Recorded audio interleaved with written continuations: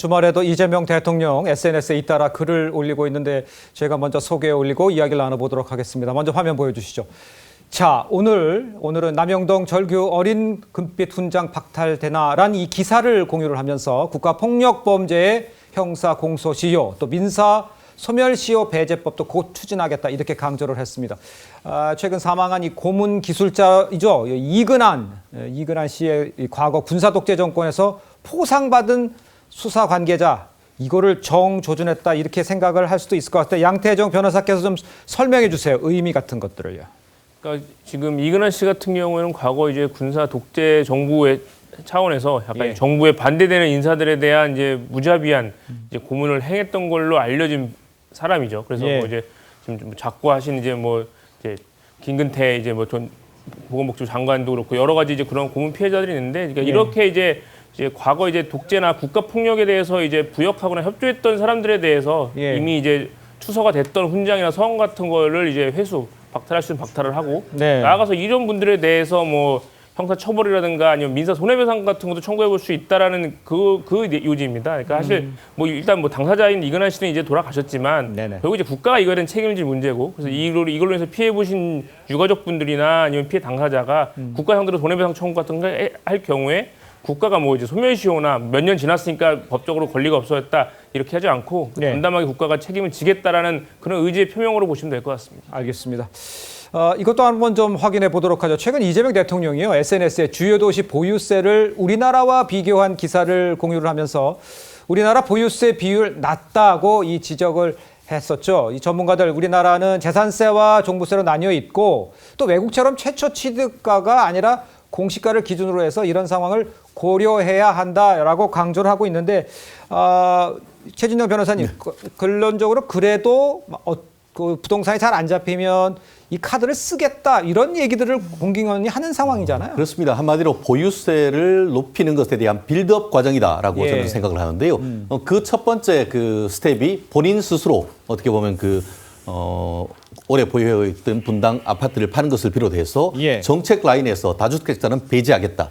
어제 같은 경우에는 특히 5급 이상 공무원들에 대해서 승진조차도 제한하겠다라는 청와대 발표에 대해서 본인이 부인하고는 있습니다만 그런 전체적인 흐름을 봤을 때에 부동산을 세금으로 때려잡겠다라는 그런 큰 흐름은 어떻게 보면 배제할 수 없는 그런 부분인데요.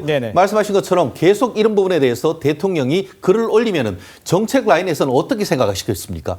결국 이렇게 해서 카드를 딱 하면 그것을 정책적으로 구체화할 것에 대한 나름대로의 좌표를 찍는 이런 부분이기 때문에 지금은 아니다라고 얘기를 하고 있습니다만 그와 같은 흐름으로 가는 것은 배제할 수 없다. 특히 최근에 있어서 어떤 그 삼성전자라든가 하이닉스 이런 부동산 빅사이클에 따르는 그 기업의 법인세 이런 부분이 있기 때문에 나름대로 유지가 되고 있습니다만 그런 부분에 대해서뿐만 아니고 복지를 향상하고 이런 전략으로 봤을 때는 부동산 보유세가 어떻게 보면 전임 그 문재인 정부라든가 아니면 노무현 정부 때 있었던 그런 부동산 세금으로 부동산을 잡겠다라는 그런 전체적인 흐름은 부정할 수 없는 흐름이 아닌가 예측을 해봅니다. 알겠습니다. 지금은 아니라고 하지만 결국 그 방향으로 가는 상황이 아니지 않겠느냐라는 지적을 해주셨는데 사실 오늘 구윤철 부총리가요 7월 보유세 인상 관측이 나오니까 다양한 의견을 듣고 있다. 그렇지만 결정된 것은 없다. 이렇게 밝혔습니다.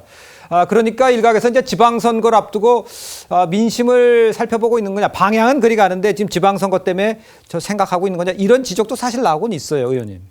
구윤철 부총리죠. 이분의 얘기를 잘 뜯어보면 감이 잡혀요. 그렇습니까? 결정된 것이 없다는 거는 절대 없다라는 뜻은 아니지 않습니까? 그러니까 그럴 가능성을 열고 있는 것이고요.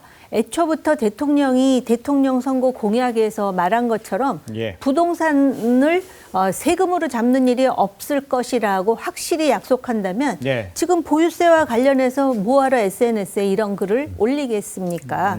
근데 이제 보유세와 관련해서 여러 가지 얘기가 나오는데요. 그 요새 부동산 가격이 올라서 수치로는 굉장히 재산이 많이 늘은 것처럼 돼 있는 많은 시민들이 있거든요. 예. 근데 이 사람들이 그냥 갖고 있다 그래서 그 재산이 현실화되는 건 아니잖아요. 그렇죠. 그러니까 잘못된 부동산 정책 때문에 강남 3구라든지 한강변 벨트의 집값이 오른다면은 그 집값을 내릴 그 의무, 그 정책은 정부가 펴는 것인데 그건 제대로 못하고 거기 집값이 올랐으니까 거기 사는 사람들한테 보유세를 올리겠다라고 하는 것은 어떻게 보면 자기네들이 그 책임을 그 부동산 소유자에게 전가하는 것이고요.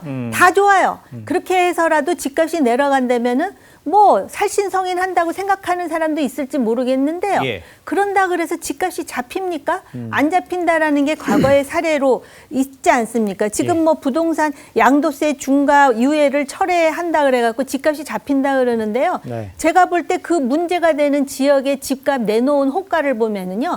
여전히 정말 그 뒤로 넘어갈 정도의 가격으로 호가가 잡혀 있습니다. 그리고 아까 그 얘기 하셨잖아요. 대통령도 집을 팔았다고. 정확히 얘기하면 내놓기만 하신 거 아닙니까? 예, 네. 알겠습니다.